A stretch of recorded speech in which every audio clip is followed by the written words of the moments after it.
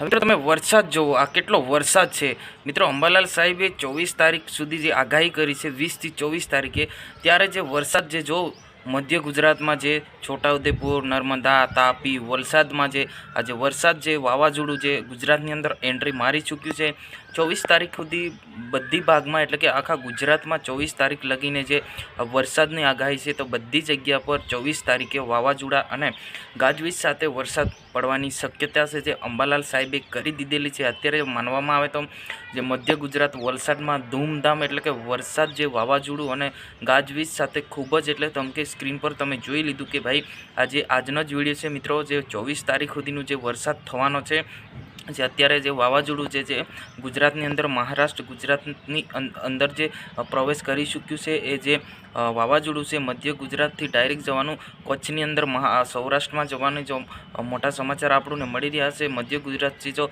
સૌરાષ્ટ્રમાં એટલે કે ભાવનગર, જામનગર, જૂનાગઢ આવા જે કચ્છની અંદર જે જવાનું જે આગાહી કરેલી છે। જી હા મિત્રો, 24 તારીખ સુધી પૂરા આખા ગુજરાતની અંદર જે વરસાદ જે એ ફેલાઈ જવાનો, એટલે કે વાવાઝોડું જે એ ફેલાઈ જવાનું છે, અને 25 તારીખે જે વાવાઝોડા સાથે વરસાદ જે આખા ગુજરાતની અંદર આવવાનો હોવાના જે સમાચાર આપણને મળ્યા છે। જ્યાં મિત્રો 20 તારીખથી 24 તારીખે જે અંબાલાલ સાહેબે જે પણ માહિતી આપી જે સાચી છે, જે અત્યારે જે વલસાડની અંદર જે ધૂમધામ એટલે કે ગાજવીજ સાથે જે જંગલ વિસ્તાર છે ત્યાં આગળ ખૂબ જ વરસાદ પડ્યો હોવાના સમાચાર આપણને મળી ગયા છે, જેમ કે સ્ક્રીન પર તમે જોયું।